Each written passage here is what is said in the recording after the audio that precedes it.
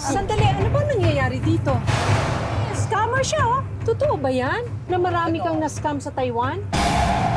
Mas mabuti siguro kung maghanap ka na rin ng trabaho para may sarili kang pera. Ano ba ang pinagmamalaki mo? Yung barya-barya mong pinapahiram sa akin? Kailan ba talaga dito si tita? Sabi niya na dumating siya, sandali lang siya, di ba? O, ilang buwan na siya nandito. Alam mo namang may utang na loob tayo sa tao. Nung panahon na nangangailangan tayo ng malaking pera, siya ang nagpautang sa atin. Huwag ka mag-alala. Babayaran ko yun. Never pumasok ba sa kwarto ko? Bakit? Ano ba nangyari? Nabawasan kasi yung pera ko dito sa money organizer. Ano? Pinatira kita sa bahay tapos ganitong gagawin mo sa amin? Kapal na mukha ako sa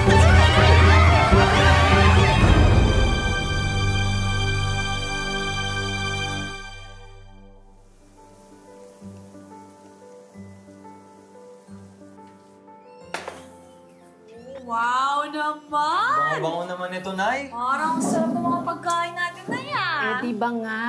Ngayon ang dating ng Tita Lea ninyo galing Taiwan. Tapos, syempre isasabay na rin natin ang celebration dahil natanggap na nurse ang ate mo sa Santa Teresa Hospital. Hayaan nyo, ito pangako.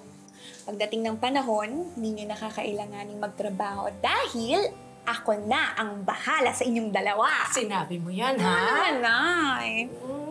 Di pa po ba tayo kakain, Nay? Eh, sandali na lang. Bingo naman. Antayin na natin ang Tita Lea nyo. Sabi nga, padating na siya eh. Gutom na kasi. Ay, sandali mo. Oh, ayan na. Sandali, sandali. Tita Lea nyo na siguro yan.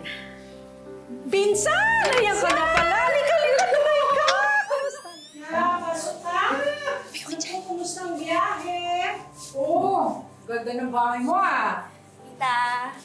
Oh, ba? Tangka dito ah. Uy, salamat pinsan ha. At pumayag ka na dito muna ako tumira sa inyo. Ano nang isipin yan? Wala namang kaso yun. Alam ko naman, di mo ako matitiis eh. Dahil malaking utang na loob mo sa akin. Ah, oh, ito na ba si Arlene? Opo, ako nga po. Ganda-ganda. Alam mo ba, nung huli kita nakita, baby ka pa. Eh, nung pinagbubuntis ka nito ng nanay mo, nagkaroon ng komplikasyon. Walang trabaho nun ng tatay mo, eh kailangan kang dalhin sa private hospital. Kaya sa akin ang hiram ng pera. Hindi dahil sa akin, hindi ka mabubuhay. Halika na. Lumalamig ang pagkain. Kumain na. Halika na, kain na tayo. Sige lang, dito po kayo. Ito lang bang pagkain natin? Ah, mamaya. Dadagdagan ko yan. Sige na, kumain ka na muna. Alam kong gutom na gutom ka. Sige. Rice po. Eto po, utang. Oo, salamat. Sige.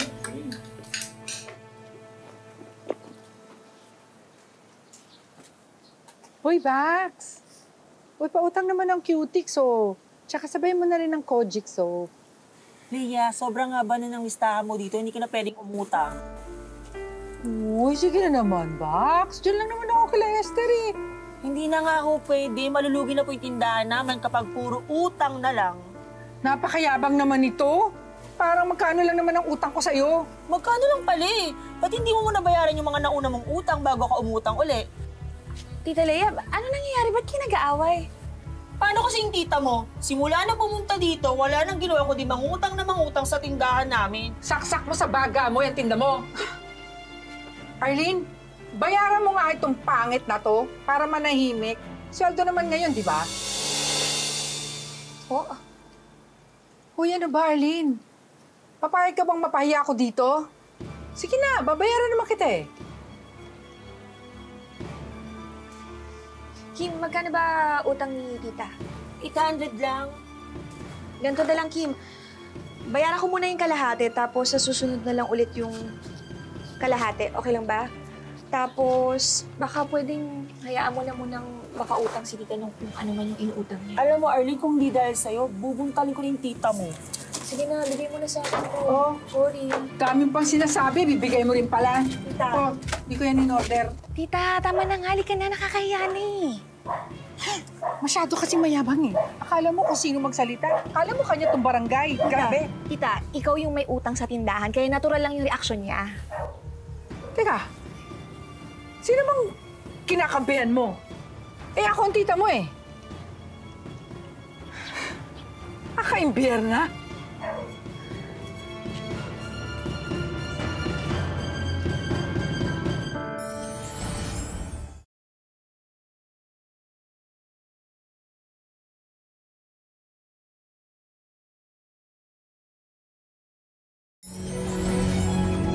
Dumating na in-order ko sa online. Ang money organizer.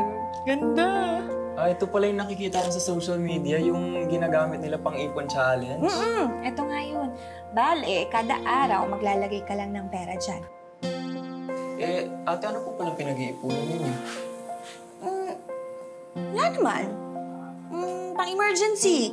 Kasi di ba, malay mo, bigla tayong mangailangan ng malaking pera. O at least ito, may mapagkukunan na kaagad tayo. Diba? Pag nagkatrabaho rin ako, mag-iipon rin ako gaya mo, ate. Very good yan. Mabuti yan. At ngayon pa lang, alam mo na kung ano yung importansya ng pag-iipon. Arlene, Tita. pera naman ang pera oh. Kasi naimbita ako dun sa Our Kingdom of Savior Church. Wala akong pamasahe. Kahit 200 lang. Kaso, tita, sakto lang po yung pera ko dito ngayon. Lalagay ko na sa savings ko yun. 200 lang naman, hindi naman 1 milyon ang hinihiram ko sa'yo. Napakaliit na bagay, kukumpara mo dun sa tulong na binigay ko sa inyo ng nanay mo nung ipinanganak ka. Tsaka promise, babayaran ko. Pag dumating na yung pera ko, galing ko sa sweldo sa Taiwan, babayaran ko lahat ng utang ko.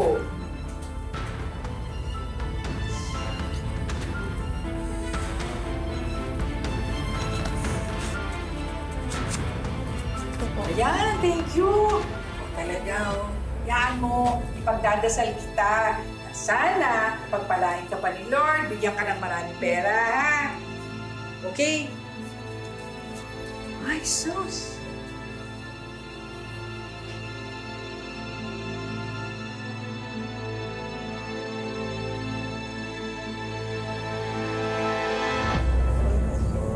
Salamat, maraming salamat po. Leia, mabuti naman at dito mo naisipang mag-charge sa amin. Masya, mauna na ako sa inyo. Sige po. Oo nga. Alam mo, welcome na welcome ka dito. And I hope na maging regular member ka na rin dito. Of course. Feel ko nga bilong na bilong ako eh. Teka nga, bakit nga bang ngayon ka lang na-invite dito? Saan ka ba dati? Matagal kasi ako sa Taiwan, ilang taon. Nagsawa na rin ako doon. Tapos, malaki na rin ang naipon ko. Kaya naisip ko, balik na ako dito sa Pilipinas. Magne-negosyo na lang ako dito. Ay, negosyante ka pala? Of course! Kaya mga sisters, kailan po ba pwede ilatag sa inyo ang business proposal ko? Legit business naman yan, ha? O, syempre naman. O sige, mauna na kami sa'yo, ha? O, sige. Okay, Sister, ingat thank you. Yes, oo.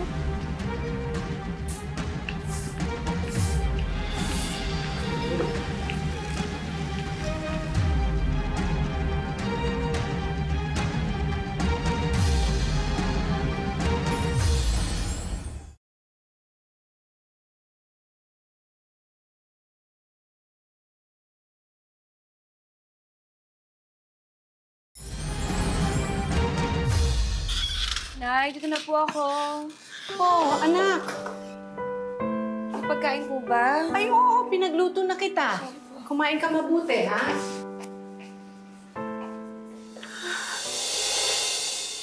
Nay, wala naman eh. Anong wala? Nandyan lang yun. Wala po, Nay. Anong nangyari? Leia, kinain mo ba yung ulam dito? Oo. Baka mapanis lang eh. Bakit? Para kay Arlene sana yun eh. Ganun ba? Order ka na lang.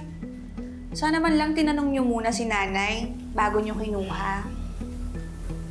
Arlene, nang dahil lang sa pagkain, nagkakaganyan ka?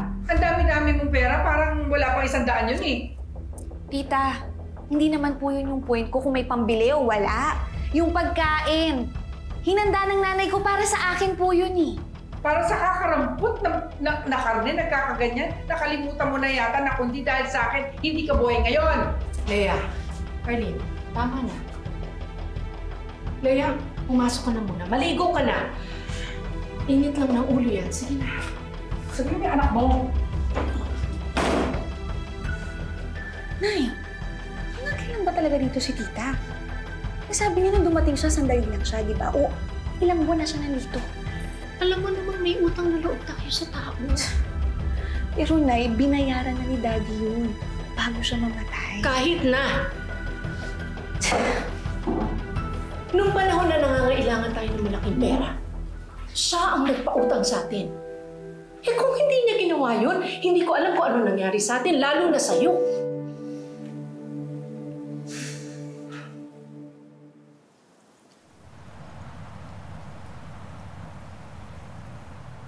Kuya, si Leia nga yan.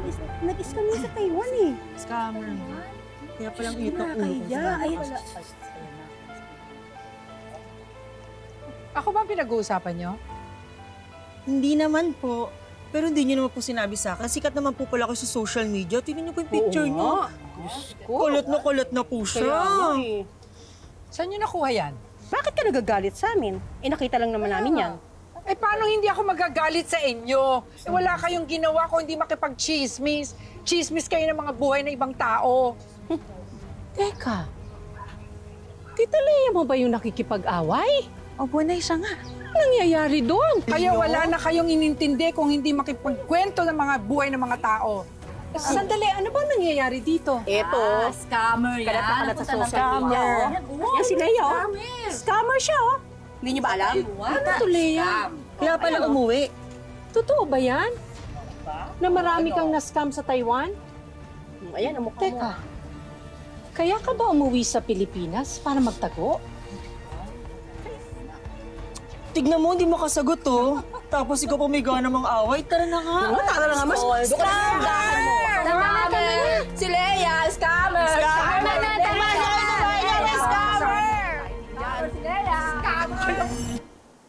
Ano, Leia? Ano na, magsabi ka nga ng totoo? Para naman matulungan ka namin. Oo na. Picture ko nga yun. Huwag kayong mag-alala, makakabawi rin ako. Babayaran ko yung mga utang ko sa inyo. Eh, tita, mas mabuti siguro kung maghanap ka na rin ng trabaho para may sarili kang pera. Bakit? Pabigat ba ako sa'yo? Tita, hindi naman ho yun yung ibig kong sabihin. Ang sa akin lang, mas okay kung meron kayong maayos na trabaho para hindi ka na rin nahihirapan kung saan kukuha ng pang-araw-araw na gastusin nyo. Arlene, ano ba ang pinagmamalaki mo? Yung barya-barya mong pinapahiram sa akin? Huwag ka mag-alala. Babayaran ko yun. Lalagyan ko pa ng interes kung gusto mo para matahimik ka lang. Mabuti pa. Mag-church na lang ako. Pagdadasal ko kayo, pagtitiri ko kayo ng kandila. Grabe. Alam mo, Arlene, tama na. Huwag mo nang awayan ng tita mo. Hindi, susobra na na eh. Alang-alang na lang sa akin.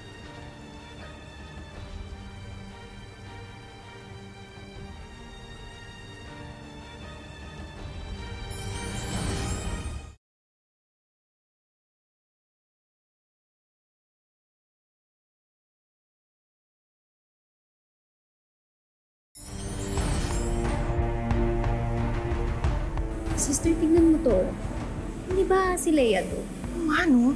Totoo ba yung scammer siya? Hindi ko alam.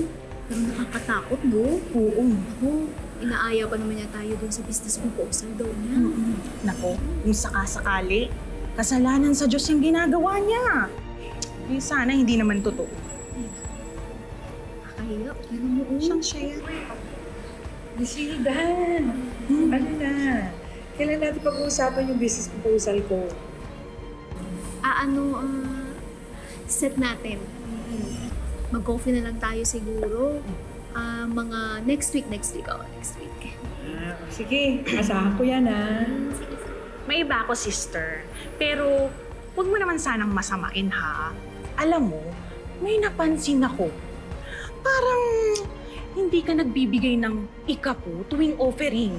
Minsan naman pag may cash ako, nagbibigay ako. Tsaka pag nakuha ko na yung pera kong malaki, sigurado magbibigay ako. Sige, sabi mo eh. Sige.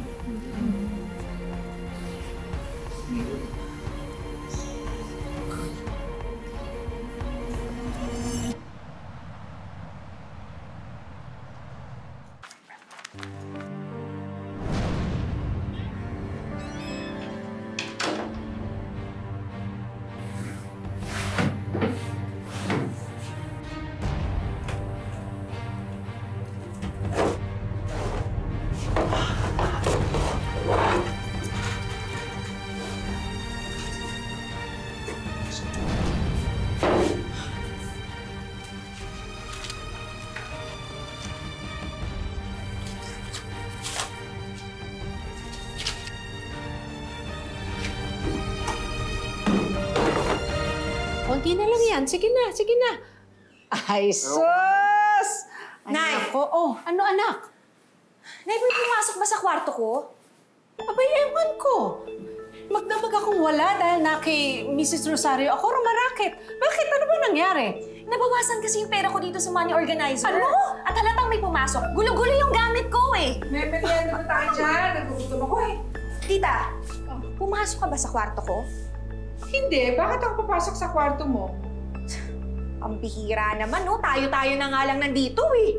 Teka. Pinagbibintangan mo ba ako pumasok sa kwarto mo? Na nagnakaw ng pera mo? Masama yung ginagawa mo, Arlene!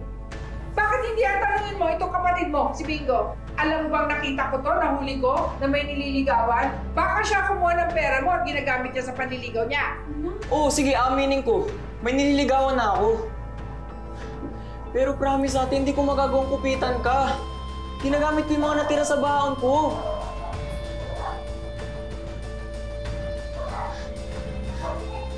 Ate!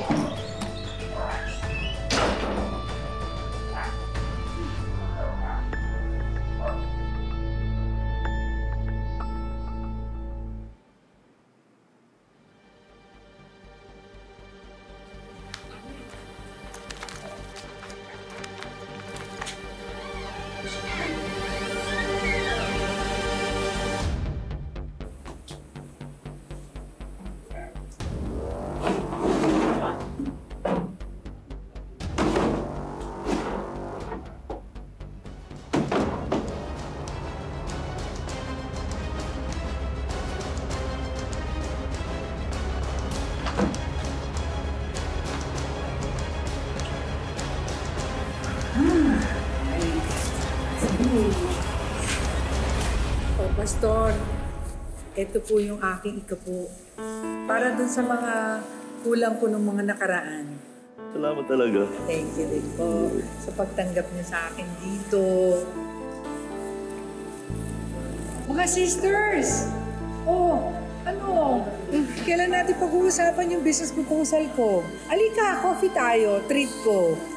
May pera ka. Oo naman, marami ako nun. Di ba sabi ko sa'yo, marami ako naipon sa Taiwan. Okay. Sige, pag-iisipan namin mamaya. After ng church activities natin. Pag-iisipan pa? Para naman akong iba. Ate, may kailangan kang malaman. Ano yun?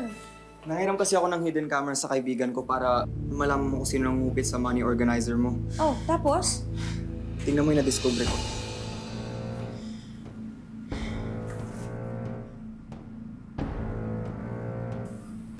Sinasabi ko na nga pa eh. Salamat mo ko. Tingnan mo para saan ka eh. Tita! Tita Gaya! Anong ginagawa mo dito? Nag-iiskandalo ka. Saan mo dinala yung pera ninakaw mo sa akin? Bintang ka ng bintang, nandito ka sa tahanan ng Diyos, nakakahiya ka. Talaga ba, Tita Lea? Pwes, ano to, ha? Oh, magkakaila ka pa ba, ha? Ha? Oh,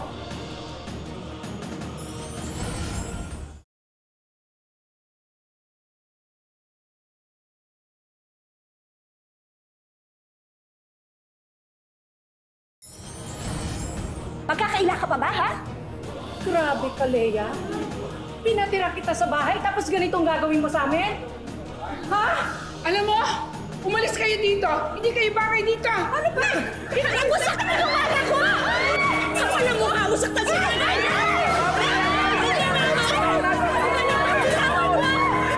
Balik mo yung pera ko! Kapitan, isinasori na po namin yung inabot ni Leah na pera. Hindi naman po namin alam ang sitwasyon.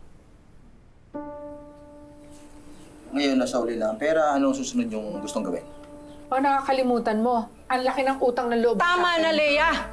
Tama na yan!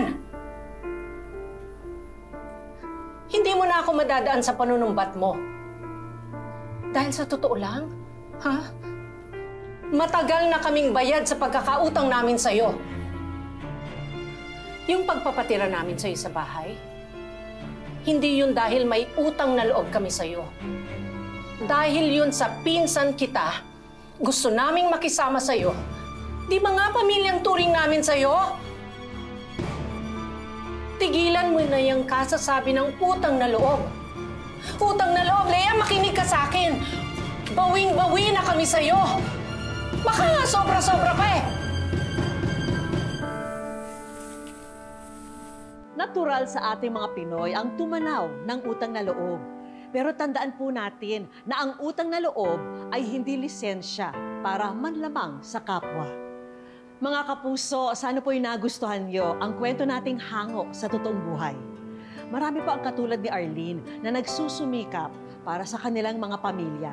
Kaya naman tutuparin natin ngayon ang mga wish nila. Gaya ng bidang karakter sa ating kwento na si Arlene, si Genevieve Casada ay may mataas na pagpapahalaga rin sa pagtatrabaho. Lalo na't siya ang naging breadwinner ng kanilang pamilya mula pa raw nang pumanaw ang ama.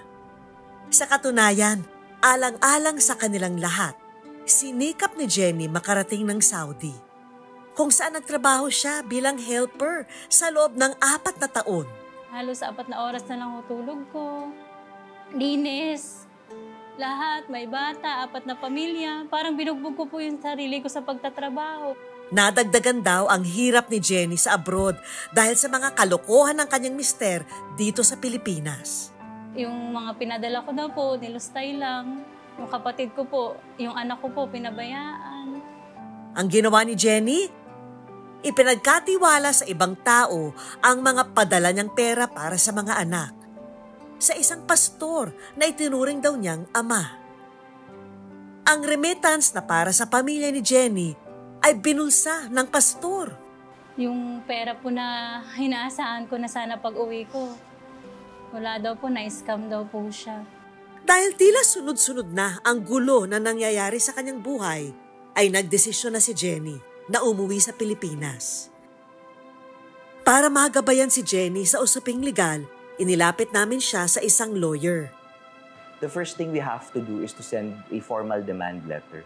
Something that will inform the pastor na very serious na si ma'am in claiming the money that she gave. Then, if hindi talaga kumasa yun, of course, we will assist her in drafting of the complaint affidavit na ifa-file natin sa Office of the City Prosecutor. And then hopefully, if meritorious yung ating case, umakyat sa court, we will represent her also sa court in the hearings and lahat ng incidents na pwede namin siyang tulungan. But I think ayun nga, the most important thing is to give ma'am peace of mind na meron siyang makukuha under the law. Hi, Jenny! Welcome sa Wish Ko Lang. Nako, thank you ha. Nandito ka sa aming programa. Sige, sige. Sa mga lahat ng experience mo, ano yung pinaka-frustrating na part na naalala mo tungkol sa pagiging breadwinner mo? Siguro po ito na po yung na parang naisip ko po na sige, gusto ko ibahagi sa ibang tao na sana matutunan nga ho nila na kailangan nga talaga magtiwala ka. Ay, huwag kang magtiwala sa... Huwag agad po magtitiwala, tas sarili mo muna. Pero di ba sabi nila lahat ng bagay nangyayari, may dahilan, may reason. Ano yung reason dito sa nangyaring ito sa'yo? Parang gusto po siguro kong ihanda na baka may mas maganda pa pong darating sa buhay ko. Jenny, meron mga hinanda kaming konting sorpresa para sa'yo. Sana makatulong sa'yo ito. Ha? Samahan mo ako, ha? Tingnan natin. Oh, sige. Sige. Una na sa aming mga regalo para kay Jenny, ang panimulang silog business. May mga frozen meat products din. Tapos meron din tayong, syempre, French fries na business. Diba? Pwede mong gawin mo sa parang snack stand sa lugar mo, no? At pwede mong palaguin. Bukod dyan, may mga beauty product na pwedeng dagdag negosyo. At syempre, gusto natin maging malakas at mabilis ang benta ni Jenny. Kaya naman, sana magamit nyo itong e-bike na ito. Sana makasupport yan sa business nyo at sa paghatid-hatid ng mga pangangailangan. Ha? Meron tayong Wish Ko Lang savings. Tulong mula sa Wish Ko Lang para sa inyo. Ma'am, thank you po. Sa Wish Ko Lang, napakalaking tulong po nito. Talagang panibagong buhay. Maraming salamat po, ma'am. Mga kapuso, lagi po natin tatandaan, hanggat hindi tayo napapagod, humiling at maniwala. Hindi tayo mapapagod, lumaban sa buhay. Ako po si Vicky Morales at ito po ang Wish Ko Lang.